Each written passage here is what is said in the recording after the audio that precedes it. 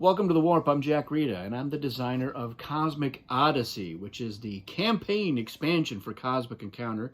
Came out in 2022, and I wanted to do a video that went into a little bit more detail about what the campaign is and how it works. So I'm going to kind of walk you through it. Everything that you need to know is in the Cosmic Odyssey campaign guide, and it does walk you start to finish through how the campaign works, how to start up each game in the campaign, and all of the variants and alien selection methods that are part of the Cosmic Encounter campaign.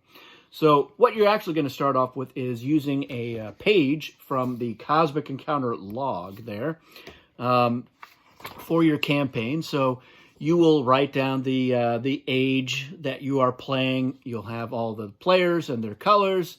They're going to be forming coalitions of aliens, which you'll keep track of which aliens they've got in their coalition. They will eventually name their coalition. That's just for fun. And then you'll be keeping score in each game. And it's a ranking. So whoever wins the game will come in first with a little circle around that. Whoever comes in last will have a little square around that. And this is a little quick reference for the prizes that are used in the finale. So what you're going to do is you're going to use the campaign guide to walk you through it. It's going to be a normal setup for the most part, but what is different is you're going to be drawing an age card. And an age card is going to tell you a few things. It's going to let you know the alien selection method that you will use. It lets you know what variants you're going to use, if any, and it tells you how you're going to score that game. So this one, for instance, you're going to get 3 points for every foreign colony you have, 1 point for every home colony, and 2 points for every one of your ships in the warp. And these sorts of different scoring methods, and there's a few of them which are outlined in the guide here, so all the icons are explained and what they do and how they're scored.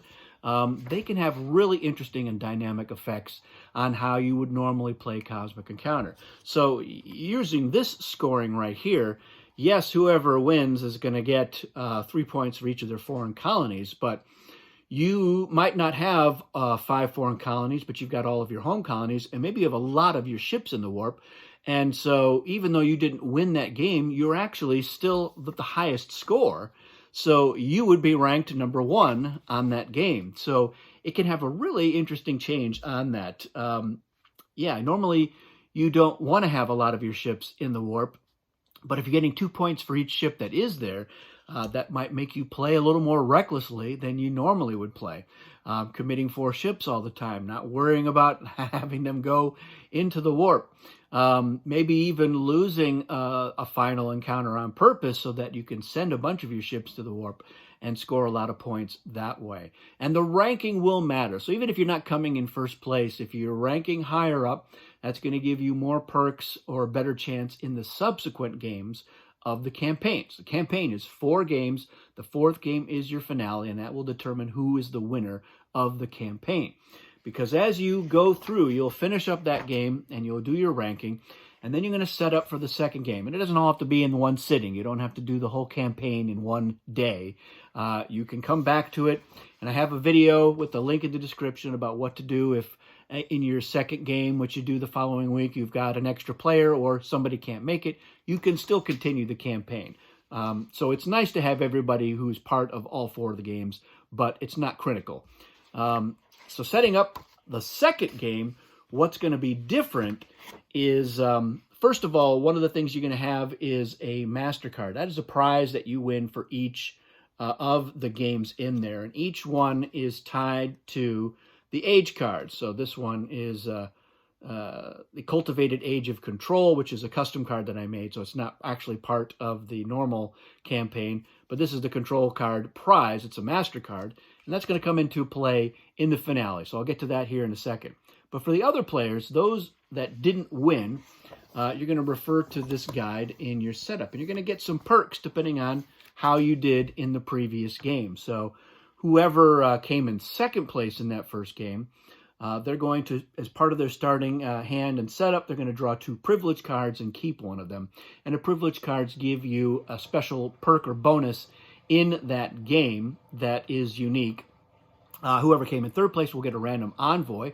And an envoy is like another alien, like a miniature alien that's based on the aliens from Cosmic Encounter Duel. So that's going to help you out in the next game. After that, you might have a flare as part of your starting hand, or reward cards, or even an ultra reward card. And if you have 7 or 8 players, those who came in at the end will be able to discard cards from their starting hand. So they can shed some stuff that they don't necessarily want, to not necessarily level things out. But like I said, it's incentivizing you to do as well as you can. So you'll do that for each of those games.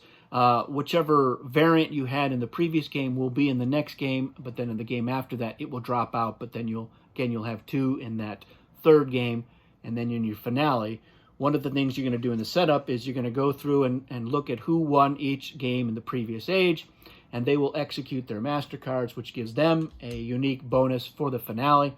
And whoever came in last place in each of the games will draw 2 wrench cards and choose one to have in there. They don't necessarily give the player who drew them anything, but they add certain surprises that other players maybe weren't anticipating, that can change up the game, maybe give you recourse from what's going on. It might change up your coalition.